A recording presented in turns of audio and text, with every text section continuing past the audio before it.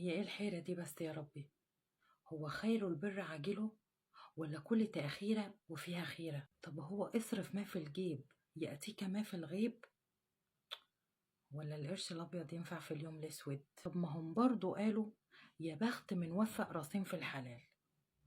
لا لا.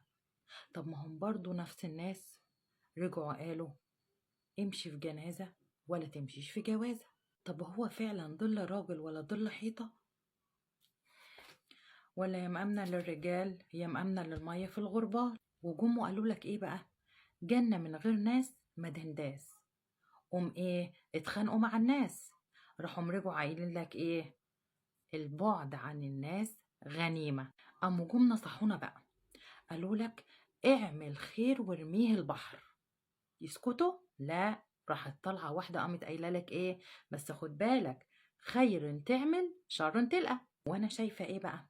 ان دول اتنين ستات وكانوا متخانقين مع بعض وساكنين في عمارة واحدة. دي تقول مثل تقوم التانية رد عليها بمثل مبوظلها المثل الأولاني.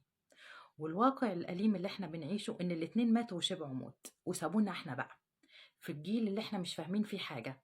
احنا لا عارفين ناخد المثل ولا نمشي مع العكس. ده ايه الحزن المغلي ده يا ربي؟